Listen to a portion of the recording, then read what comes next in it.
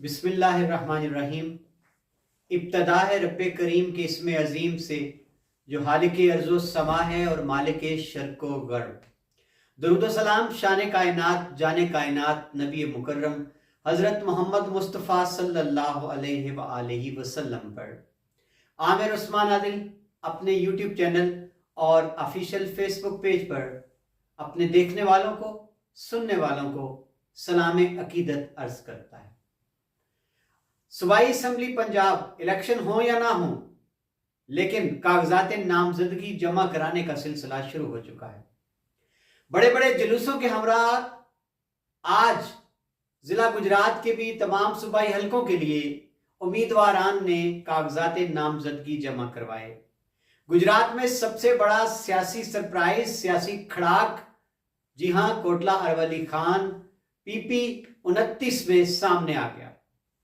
चौधरी आबिद रजा ने खुद सूबाई असम्बली में इलेक्शन लड़ने का न सिर्फ ये कि ऐलान करवा दिया, बल्कि वो उम्मीदवार बनकर कागजात नामजदगी भी जमा करवाए। नाज़रीन, ये सरप्राइज क्यों है? आखिर चौधरी आबिद रजा जो खुद MNA हैं, उन्होंने अचानक सूबाई असम्बली की नशिस्त पर इलेक्शन लड़ने का फैसला क्यों कर लिया? चौधरी नईम रजा ने भी कागजात नामजदगी PP 29 में जमा करवा दिए। चौधरी शाहिद रजा ने ये ऐलान कर दिया कि हमारा सूबाई असम्बली के इलेक्शन से कुछ भी लेना देना नहीं है। सूरत हाल बड़ी दिलचस्प है। आज की इस वीडियो में मैं आपसे बात करूंगा कि चौधरी आबिद रजा ने सूबाई असम्बली के उम्मीदवार बनने का फैसला क्यों किया, उनके मद्दे मुकाबिल उनके अपने भाई नईम रजा के अलावा और किस किस जमात से कौन मुतवक्को उम्मीदवार है, और इसके साथ साथ बात करेंगे चौधरी शाहिद रजा, वो अब NA की सियासत करने जा रहे हैं। नाज़रीन, खबर यह है कि पंजाब में इलेक्शन का शेड्यूल जो है उसका ऐलान कर दिया गया। कागजात नामजदगी जमा कराने का सिलसिला आज से शुरू हुआ और पूरे जिला गुजरात के तमाम सूबाई हलकों में जहां मुख्तलिफ उम्मीदवारों ने अपने हमरा, अपने साथियों के साथ जुलूस लेकर गए और अपने अपने मुतल्लिका रिटर्निंग ऑफिसर्स के पास कागजात नामजदगी जमा करा दिए। PP 29 कोटला अरवली खान, यहां से जब चौधरी आबिद रजा की खबर ब्रेक हुई बतौर सूबाई असम्बली के उम्मीदवार के अपने कागजात जमा कराने की, तो यह खबर ब्रेकिंग न्यूज बन गई। और इसके बाद चौधरी आबिद रजा की जानिब से बाकायदा तौर पर यह ऐलान भी हो गया कि दोस्तों और साथियों के मशवरे से सूबाई असम्बली का इलेक्शन लड़ने जा रहे हैं और दुआओं की दरखास्त है कि अल्लाह हमें कामयाब करे। अब नाज़रीन, पहले मैं आपको बता दूं कि उनके मद्दे मुकाबिल कौन कौन उम्मीदवार हो सकता है। चौधरी नईम रजा ने भी अपने कागजात नामजदगी जमा करवा दिए हैं। इसके बाद यहां से मुख्तलिफ और भी उम्मीदवार सामने आए हैं। चौधरी सजाद अकबर गुलियाना से उनके कागजात नामजदगी भी जमा हुए हैं। कोटला से चौधरी शाकिर लतीफ़ है, उनके कागजात नामजदगी भी जमा हुए हैं। और जमात इस्लामी के उम्मीदवार जिनको जमात ने अपना उम्मीदवार नामजद किया है, सैयद ज़ियाउल्लाह शाह, ये सारे मुतवक्को उम्मीदवार हैं। और तहरीक इंसाफ के चौधरी लियाकत अली भद्दर जो हैं, उनके कागजात नामजदगी भी जमा हो रहे हैं। अब देखना यह है कि कल को टिकट पार्टी का किस किस को मिलता है और फिर ये टिकट जमा कराना होता है और उसके बाद निशान अलाट होता है। तो नाज़रीन, सूरत हाल आज ड्रामाई तौर पर एक सरप्राइज गया पूरे इलाके में कि चौधरी आबिद रजा का सूबाई नशिस्त पर उम्मीदवार होना यह बहुत सौ को हैरान कर गया, क्योंकि किसी के गुमान में भी नहीं था। इससे पहले कभी चौधरी आबिद रजा ने ऐसा इम्कान या आमादगी का इजहार किसी निजी महफिल में, किसी जलसे में भी नहीं किया था। हाँ, कुछ दिन पहले उनकी जानिब से गुजरात के हलके से भी इलेक्शन लड़ने की बाकायदा तौर पर एक खबरें चली थी, लेकिन आज गैर मुतवक्को तौर पर, हैरान कुन तौर पर उनकी ये मूव सामने आ गई कि वो खुद उम्मीदवार बन गए हैं सूबाई असम्बली के। अब नाज़रीन, यहां सवाल ये पैदा होता है कि आखिर चौधरी आबिद रजा जो खुद सिटिंग MNA हैं, मुस्तकबिल में भी MNA-शिप के उम्मीदवार हैं, बल्कि एक हलके से नहीं, वो गुजरात की एक और नशिस्त से उम्मीदवार बनने के हाँ हैं और लोगों का इसरार भी है। अब यहाँ बार बार ये सवाल ही तमाम ज़हनों में सुबह से उभर रहा है कि क्यों चौधरी आबिद रजा ने आखिर एक सूबाई नशिस्त पर उम्मीदवार होने का फैसला क्यों कर लिया।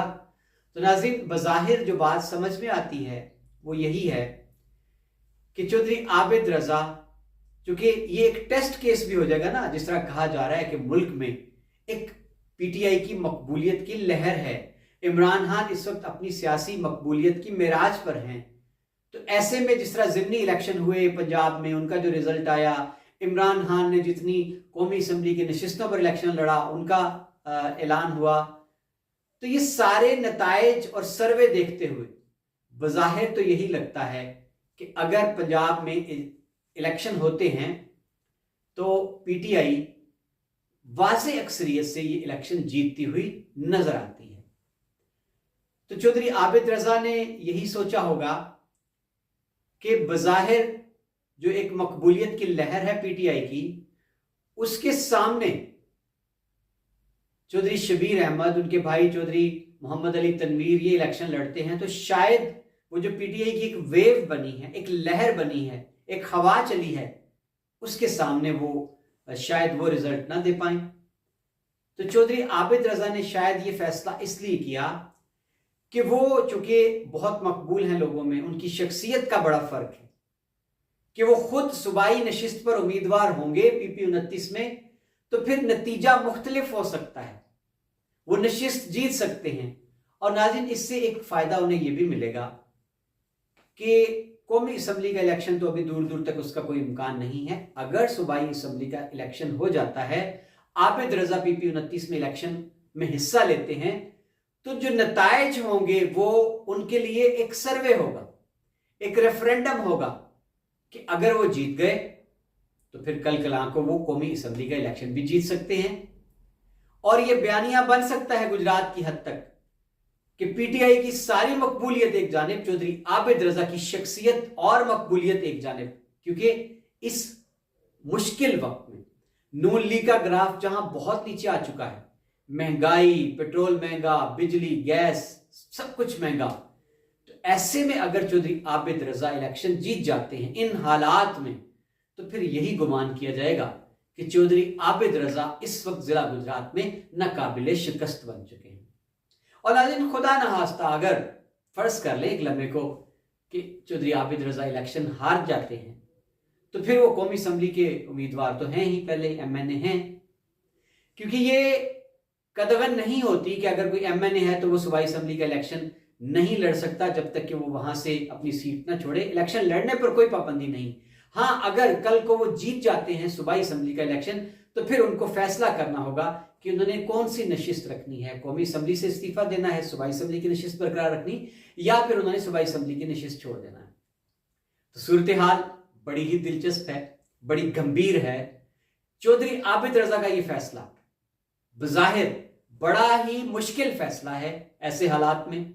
इसको हम जुर्रतमंदाना फैसला भी कह सकते हैं कि उन्होंने हालात देखते हुए, नून लीग का ग्राफ, पीटीआई की मकबूलियत और जिला गुजरात, ये सब कुछ सामने रखकर उन्होंने फैसला किया इलेक्शन में उतरने का। तो ये एक रिस्क भी हो सकता है, जुआ भी आप कह सकते हैं उसको। लेकिन जी, चौधरी आबिद रजा का ट्रैक रिकॉर्ड है कि उन्होंने अभी तक जितने चैलेंज दिए मुखालफिन को, उसमें वो सुरखरू हुए। 2008 में, उसके बाद 13 का इलेक्शन, 18 का इलेक्शन, जिला कौंसिल पे उन्होंने अपने भाई मोहम्मद अली तनवीर को जिस तरह से गुजरात के चौधरियों के जबड़ों से खींच ली फतह। तो ये सारे सूरत हाल देखकर अब बात करते हैं कि चौधरी आबिद रजा अगर इलेक्शन हो जाता है पंजाब में, तो वो इलेक्शन लड़ते हैं नून लीग के टिकट पर। उनके मद्दे मुकाबिल कौन हो सकता है? मैंने पहले बताया चौधरी लियाकत अली भद्दर पीटीआई के टिकट के उम्मीदवार हैं, और कभी इम्कान है कि टिकट उनको ही मिलेगा, क्योंकि इमरान खान ने फार्मूला बनाया था कि इब्तला की इस घड़ी में जो एमपी एमएनए उनके साथ खड़े रहे, उनका टिकट कंफर्म हो गया। अगला सवाल होगा चौधरी नईम रजा का कि कागजात नामजदगी तो उनके जमा हो गए, कल कलां को क्या वो किस जमात का टिकट लेते हैं? काफ लीग चौधरी परवेज इलाही तो पीटीआई में मदगम हो गए। चौधरी वजाहत हुसैन के साथ चौधरी नईम रजा की अनबन हो गई। चौधरी शुजात हुसैन से मुलाकात कर चुके हैं। तो क्या कल को वो चौधरी शुजात ग्रुप के उम्मीदवार हो सकते हैं। और वो उस सूरत में अगर चौधरी शुजात का इंतहाबी अलायंस नहीं बनता पीडीएम के साथ, नून लीग के साथ, तो फिर कहा जा सकता है कि चौधरी नईम रजा चौधरी शुजात ग्रुप के उम्मीदवार बनकर मैदान में अमल में उतरेंगे। लेकिन अगर अलायंस हो गया शुजात ग्रुप का पीडीएम के साथ, तो फिर चौधरी नईम रजा को दस्तबरदार होना पड़ सकता है आबिद रजा के हक में। और यह भी हो सकता है कि वो आज़ाद ही इलेक्शन लड़े, आखिर दम तक दस्तबरदार ना हो। और यह भी हो सकता है कि वो आज़ाद हैसियत में इलेक्शन में उतरे और फिर कोई वक्त ऐसा आए कि वो अपने घर की खातिर कुर्बानी दे दे चौधरी आबिद रजा के हक में। ये सारी बातें हैं, इनके लिए थोड़ा सा हमें इंतजार करना होगा आने वाले दिनों में। और नाज़रीन, यहाँ एक और बड़ी दिलचस्प सूरत हाल है। चौधरी शाहिद रजा ने कल ही अपने डेरे पर जो मीडिया के नुमाइंदों से बात की है, उसमें उन्होंने ये वाज़ेह किया कि हम कौमी असम्बली की नशिस्त पर काम कर रहे हैं मशावरत के साथ। हम सूबाई असम्बली की किसी नशिस्त पर ना तो उम्मीदवार हैं, ना हमारी दिलचस्पी है। ये सूरत हाल और भी बड़ी दिलचस्प हो गई है कि कल कलां को चौधरी शाहिद रजा जो अपना एक धड़ा रखते हैं, वो अगर एक तरफ चौधरी आबिद रजा उम्मीदवार बनते हैं, दूसरी जानिब चौधरी नईम रजा उम्मीदवार बनते हैं, चौधरी शाहिद रजा किसकी सपोर्ट करेंगे?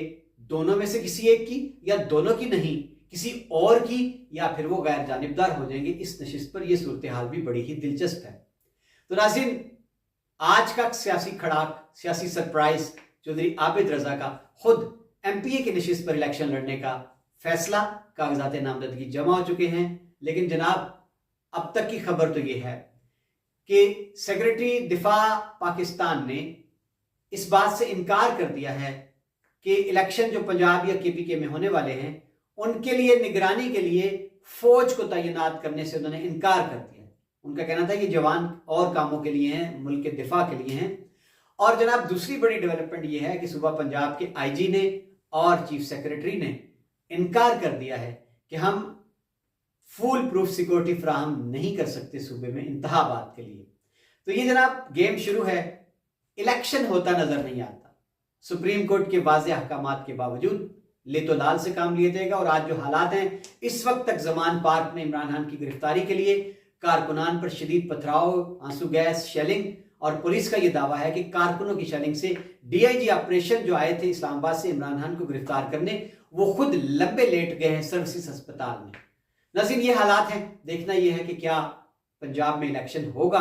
अगर इलेक्शन होगा तो फिर मजीद हम तबसरा भी करेंगे कि किसकी पोजीशन कैसी है। बहुत शुक्रिया, अपना ख्याल रखिएगा। अगली वीडियो तक आमिर उस्मान आदिल को दीजिए इजाजत। अल्लाह हाफ़िज़।